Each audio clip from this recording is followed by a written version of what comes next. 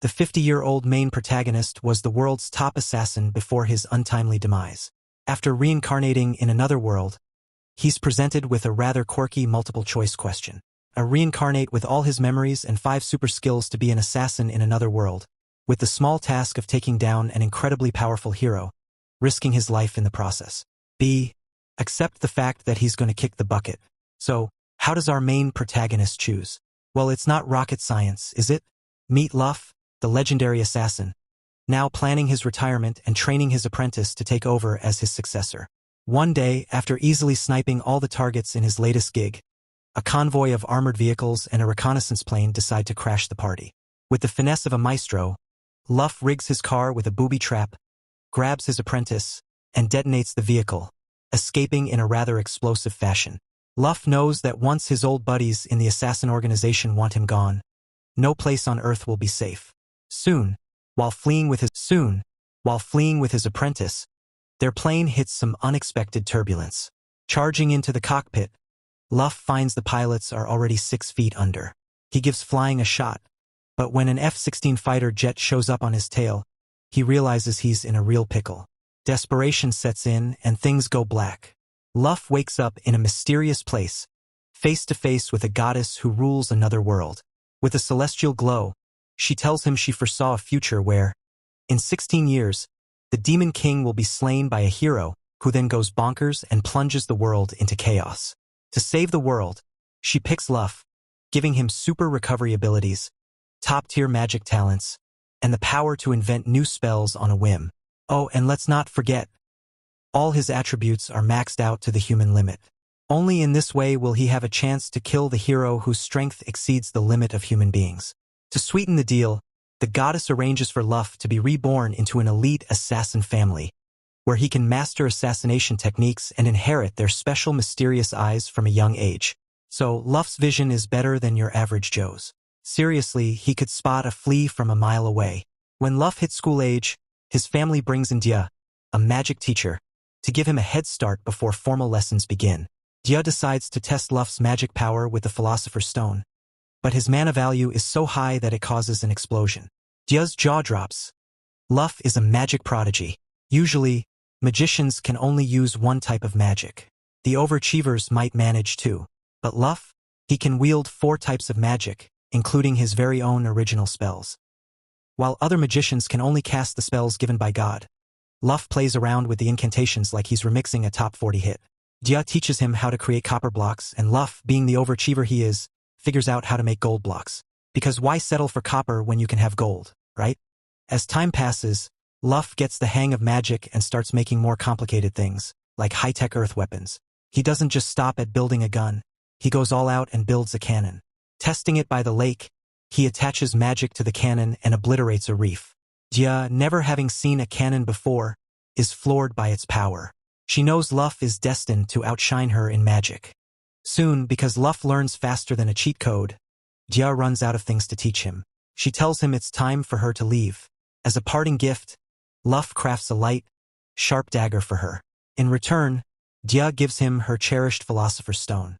Luff is heartbroken, realizing he's fallen for Dia, but has no excuse to keep her around, so he lets her go. A few days later, while out hunting, Luff sees a girl named Tart being attacked by wolves. He kills a wolf with a bow and arrow, then takes down the rest with a dagger and an iron glove. Luff learns that Tart was abandoned by her family during a famine, so he takes her in, planning to train her as his subordinate.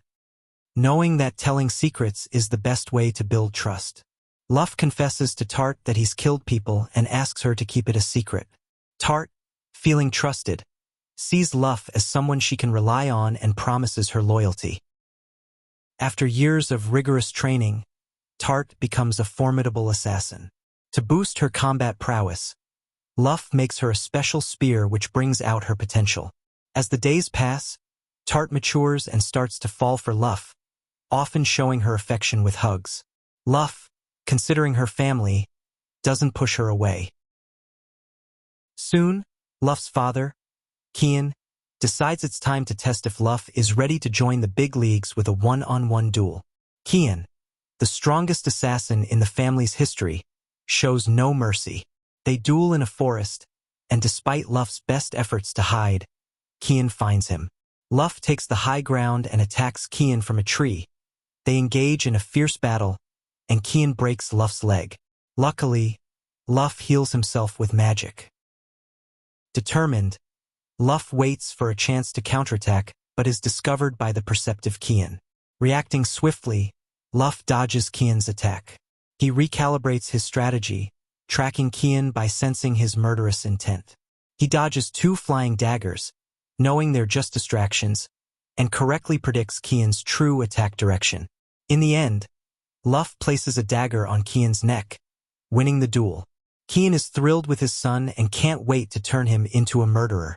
Kian starts taking Luff on assassination missions, which all of them turns out to be successful. Afterward, Kian holds a grand banquet, announcing Luff as the next family leader. To maintain his anonymity, Kian asks his merchant friend for a favor. After that, Kian arranges a new identity for Luff.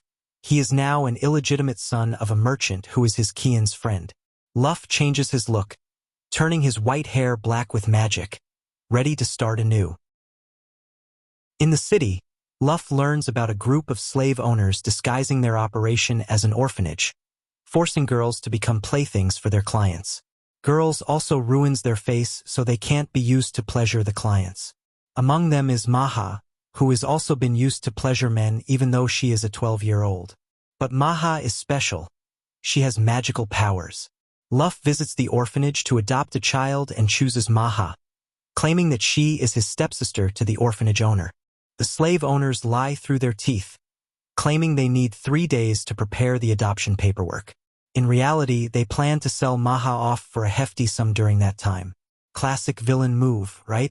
Luff notices Maha's pleading eyes. When the slave owners drag her away, she's terrified and makes a break for it. Using her magic, she shoves one of them aside and leaps from the carriage. Unfortunately, another slave owner with magic catches her mid-escape. Suddenly, Luff swoops in like a superhero, defeating the slave owners in a flash. He then forces them to spill the beans about their boss, an evil noble. Luff sends Tart to set up the noble, ensuring he's punished by the law. Mission accomplished. Next, Luff rescues all the girls in the orphanage and even uses magic to heal the scar on an injured girl's face. His actions earn Maha's trust and gratitude. She falls for him, just like Tart, and insists on sleeping by his side every night. Luff's charm strikes again. Luff then begins crafting his cover for future assassination missions, as his targets are mostly corrupt nobles. Disguising himself as a businessman helps him infiltrate high society and cozy up to these nobles. Using knowledge from his previous life, he creates a fancy emulsion and markets it as a luxury commodity. It quickly becomes a hit among the ladies, skyrocketing his popularity. With this newfound fame, Luff builds connections with celebrities and forms a vast intelligence network while running his business. He also trains Maha to be a top-notch assassin. As his business flourishes, Luff's name becomes synonymous with success in the upper class. Confident in his new identity, Luff hands over the business and intelligence network to Maha. He then returns home with Tart to receive a specific assassination mission from his father. Luff shares his recent exploits with Kian, who is impressed by Luff's business acumen but concerned about the risks of their assassin lifestyle. Kian explains that assassins secretly work for the royal family, and, if their identities are exposed during missions, the royals will deny any association and even attack them to maintain their secrecy. Despite this, all they get for their work are titles and money. As a concerned father, Kian suggests Luff leave the assassin life and continue as a businessman for a safer, more ordinary existence. But Luff is determined. He wants to marry Dia, a noble from a neighboring country, and needs to maintain his noble status to do so. Hearing this, Kian reluctantly agrees and continues training Luff as his heir. Now highly skilled, Luff can complete assassination missions solo. His first target is a nobleman involved in drug trafficking. Before taking action, Luff ensures the target is truly evil. His investigation confirms the nobleman's drug dealings have caused immense suffering. Luff visits the nobleman's wife, using his new cosmetics line as a cover, and observes the nobleman's habits. He discovers that the nobleman drinks on the balcony every night at dusk. With this intel, Luff sneaks near the nobleman's manor and conjures a sniper rifle with magic, ready to strike. With his vast experience from his previous life as an assassin, Luff takes down the noble with a single, precise shot. Though he knows it was the right action, guilt creeps in when he hears the nobleman's wife wailing. Luckily, Tart is there to comfort him afterward. Assigned to eliminate nobles involved in the despicable trade of young girls, Luff orchestrates a plan with Tart and Maha, infiltrating a sinful auction where corrupt nobles bid on innocent slave girls. When the stunning Maha appears, evil grins spread across the nobles' faces. But Maha effortlessly breaks free, conjures a gun out of thin air, and sends shots ringing out, turning the hall into a symphony of chaos. Simultaneously, disguised as a maid, Tart lifts her skirt and whips out her spear, unleashing a frenzy of slaughter. The slave owner flees in shame, attempting to escape the castle, only to find Luff's sniper rifle squarely aimed at her head. After completing the task, Luff receives a message about a civil war erupting in a neighboring country involving Dio's family. Worried, he rushes to visit Dio, who reassures him that it's just some minor unrest, which he believes without question. Dio then takes Luff on a tour of the city, evading recognition among the common folk. Their romantic escapade lightens Luff's heart, seeing Dio's bright smile as they enjoy themselves. Days later, as Luff relaxes after hanging out with Dio and returning home, the people on the street shed their disguises. Turns out, they're all soldiers. Dio is indeed in the midst of a perilous war, but insists she doesn't want Luff fretting over her. Soon, Kian reveals the truth about the war.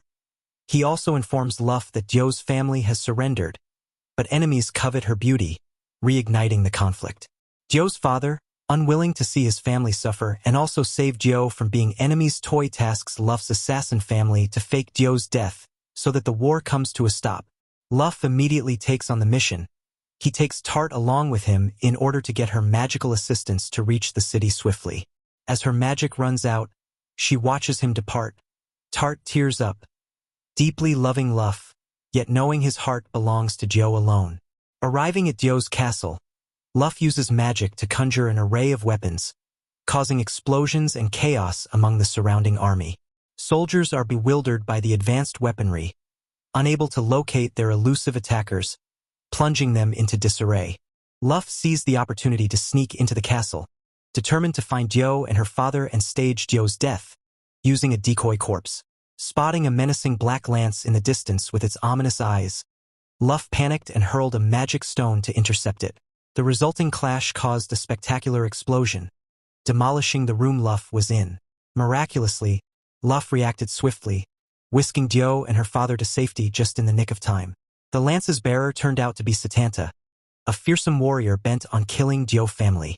In retaliation, Luff conjured a cannon from thin air, bombarding Satanta's position.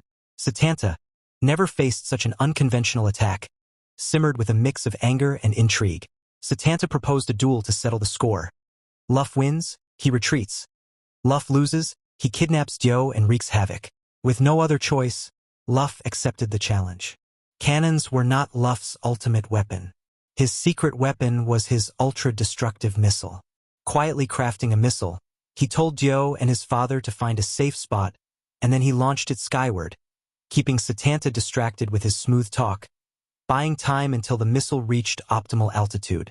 Tossing a coin to initiate the duel, Satanta fixated on the descending coin, primed to tear Luff limb from limb.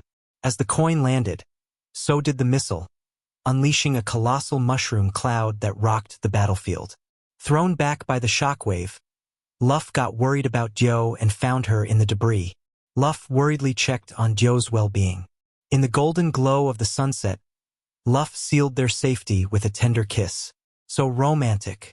Luff orchestrated a mock death scene for Dio, taking her home and introducing her as his sister. Just as he thought the dust had settled, news of a hero's arrival stirred the castle.